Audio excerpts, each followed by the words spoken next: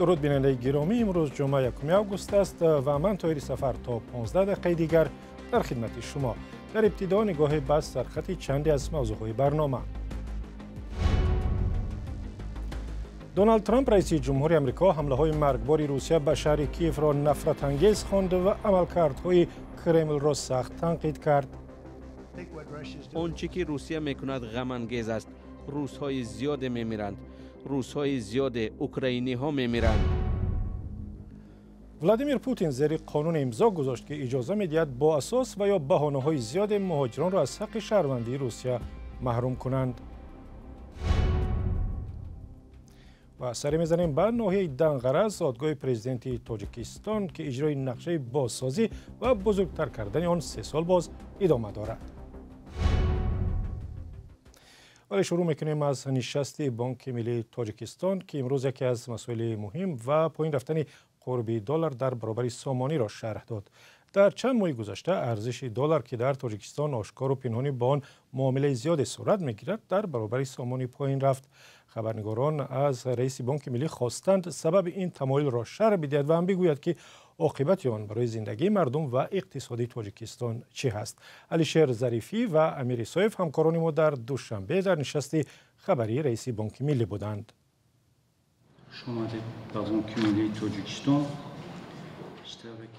رهبریت بانک ملی تاجیکستان میگوید در 6 ماه اول سال جاری قرب اسعار ملی سامانی در برابر دلار آمریکایی 9.4% بالا رفته است.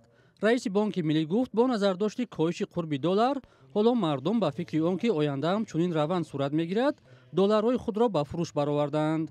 و هنگام یک نشست خبری در دوشنبه سبب‌های پایین‌روی قرب دلار را چنین شرح داد. یک چند عامل است، چه عامل‌های داخلی چه عامل‌های بیرونی. اگر که از یک طرف نامعینی ها باشد از طرف دیگر زیادشوی اسعار در بازار داخلی ما می باشد. این است که در وقتی که یک چیز در بازار زیاد شد خواه نخواه این کمشوی یا که پستشوی نرخ آن به وجود می آید و عامل دیگری که هست با نظرداشتی حالت کنونی گردش سودا و حساب برابرکنی با کشورهای اتحادیه دولت‌های مستقل علاوه خصوص با روسیه که یکی از شریک اساسی جمهوری تاجیکستان به حساب می رود تمایل زیادشوی حساب برابرکنی با روسیه با روبل روسی جای دارد. با اطلاع بانک ملی حالا در سودای خارجی با کشورهای پساشوروی حصه روبل بیشتر از 77% و دلار 21% را تشکیل می‌دهد. این در حالی است که 4 سال پیش چنین نشانداد برعکس بوده است. به نظر رئیس بانک ملی روند پایین‌روی قرب دلار در برابر پهلوهای مثبت پهلوهای منفی نیز دارد. اگر که اهمیت دادگی باشه مثلا بعضا محصولات‌های اساسی که واردات کرده می شوند از بلندروی پیشگیری کرده ایستاده است. در بعضی حالات با پسشوی نرخ همین محصولات آورده ایستاده است. باوری به پول ملی در داخل زیاد می شود. با صادرات خواه ناخواه بقربشوی یا که با قربشوی تاثیر خود را می رساند. اگر که ما صادرات کنیم با روبل روسی مبلغ بیاید شاید که بقربشوی دلار ایالات متحده آمریکا تاثیرش نرساند، لیکن با صادراتی که بیوسته به دلار میشد کمتر صادرات احتمال یک قیمت نمیده. ساکنان بارها نگرانی کردند که با پایین رفتن قرب دلار در نرخنامه محصولات دیگرگونی را احساس نکردند. با اون مقصد دلار میکنن دلار هم پس گرفت نرخ نوام خیلی. دورنمای بازار اسعار خارجی از جمله دلار نسبت به پول ملی برای رسانه‌ها معلوم نیست و مسئولان بانک ملی هم در این باره چیزی دقیقی نگفتند. در شهر کیف پایتخت اوکراین امروز یادی 31 نفری را گرامی داشتند که در حمله‌های پهپادی و موشکی روسیه کشته شدند. به گفته مقامات رسمی اوکراین در بین قربانیان 5 کودک نیز هستند. حمله‌های سختی پنجشنبه سبب خشم دونالد ترامپ رئیس جمهوری آمریکا شد که دیگر باره رفتار روسیه و رئیس جمهوری آن ولادیمیر پوتین را سخت تنقید کرد. جزئیات بیشتر را در گزارش می‌بینیم که همکارم میرزا نبی خالقزاد تقدیم می‌کند. دونالد ترامپ رئیس جمهوری آمریکا روز 31 ایول رفتار روسیه با اوکراین را نفرت انگیز خوانده سخت تنقید کرد و گفت در صورت حاصل نشدن یگان سازش با مسکو بر ضد روسیه تحریم های نو جاری می‌کند. با اندیشه من کاری که روسیه میکند نفرت انگیز است. این جنگ بایدن است، جنگ من نیست. ولی اونگونه که گفتم اگر من آمدم به این چیزها پایان میدهم. آنچه که روسیه میکند غم انگیز است. روس‌های زیاد میمیرند. روس‌های زیاد اوکراینی ها میمیرند. دونالد ترامپ که در کاخ سفید با خبرنگاران صحبت میکرد گفت مطمئن نیست که تحریمات روسیه را باز می‌دارند یا نه. او به رئیس جمهور ولادیمیر پوتین تا روز 8 آگوست مهلت داده است که به سازش برسد وگرنه روسیه را زیر فشار سخت اقتصادی قرار می‌دهد. کشورهای غربی تا کنون تحریمات زیاد اقتصادی و مالی بر ضد روسیه جاری کرده اقتصاد آن را به مشکلات گرفتار ساختند و سعی دارند روسیه را از درآمدهای مالی برای سرمایه‌گذاری جنگ در اوکراین محروم نمایند. دونالد ترامپ گفت که استیو ویتکوف فرستاده ویژه آمریکا بعد پایان دیدارها در اسرائیل و بررسی وضع در غزه به روسیه می رود. وی درباره زمان سفر ویتکوف به مسکو چیزی نگفت. چند ساعت پیشتر از این بیانیه‌های ترامپ و ولادیمیر زلنسکی رئیس جمهوری اوکراین خواستار تغییر رژیم در مسکو شد زیرا به قول او یگانه راه مانع شدن به تلاش‌های روسیه برای بی‌ثبات‌سازی منطقه در آینده همین است. به گفته مقامات رسمی اوکراین در نتیجه حمله‌های موشکی و پهپادهای روسیه به شهر کیف در شب 30 و 31 ایول کمش 26 نفر از جمله 3 کودک کشته و 150 نفر دیگر زخمی شدند. و در روسیه قانون نوی حکم اجرا میگیرد که به مقامات اجازه میدهد با بهانه‌های زیادی هر مهاجر یا خارجی را از حق شهروندی روسیه محروم کنند. زیر قانون مذکور که فهرست جنایت‌ها برای محروم سازی از حق شهروندی روسیه را درازتر کرد، روز 31 ایول رئیس جمهور ولادیمیر پوتین امضا گذاشته است. نشر این سند در مطبوعات و یا در اینترنت معنی آن را دارد که دیگر از همان روز قانون حکم اجرا میگیرد. کایو مارسیاتا گزارش میدهد. ولادیمیر پوتین پرزیدنت روسیه قانون را امضا کرد که اساس و بهانه‌ها را برای محروم کردن خارجیان و به خصوص مهاجران از حق شهروندی این کشور زیادتر می‌کند. بر اساس این قانون که روز 31 ایول به امضا رسید، اگر یک خارجی شهروندی روسیه را گرفته باشد و جنایت سخت صادر کند، شناسنامه‌اش را از دستش می‌گیرند و از شهروندی محروم می‌کنند. اساسهای نو برای محروم سازی جنایت‌های سخت به مثل قتل، تجاوز گروهی و تجاوز با بیرحمی خاص بوده می‌توانند. یک اساس دیگری که می‌تواند هر کسی دیگری را از حق شهروندی روسیه محروم کند، افراط‌گرایی و درست شماریدن تروریسم است.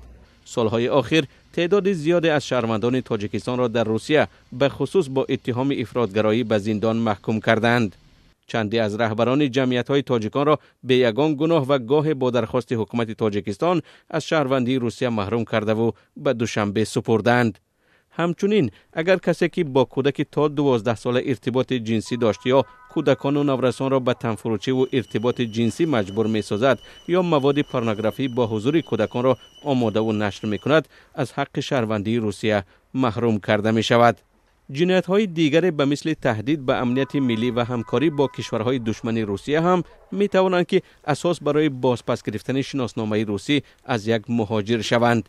شماره شهروندان روسیه از حساب شهروندان تاجیکستان ده‌ها هزار نفر را تشکیل می‌دهد و تنها در سال 2022 بیش از 170,000 تاجیکستانی صاحب شناسنامه روسی شدند. طرح قانون مذکور را روز 16 ایول دومه دولتی روسیه تصویب کرده بود. خبر دیگر و آن هم با روسیه ارتباط دارد. جنبش اصلاحات و رشد تاجیکستان، یک سازمان مخالف دولت، حکم زندان رهبر این سازمان شراف‌الدین گدایف را محکوم کرد. دادگاه مسکو روز 29 ایول گدایف را در غیبش به 8.5 سال زندان محکوم نمود. مقامات روسیه او را به آن گناهکار می‌دانند که گویا درباره ارتش روسیه و جنگ این کشور علیه اوکراین خبرهای دروغ پهن کرده است. جنبش اصلاحات و رشد روز 31 ایول حکم دادگاه بسمن شهر مسکو را یک اهرم فشار روسیه دانست و گفت که آن تنها یک پرونده سیاسی نیست، بلکه یک بخش استراتژی وسیع‌تر است که به وحشت افکنی و خاموش کردن مقاومت دموکراتی روانه شده است و با هماهنگی رژیم‌های روسیه و تاجیکستان عملی می‌گردد. شراف‌الدین گدایف 40 ساله که در تاجیکستان در گذشته تجارت داشت، عضو گروه 24 یک سازمان دیگری مخالف دولت بود. حالا رهبر جنبش اصلاحات و رشد تاجیکستان است و در هلند زندگی می‌کند.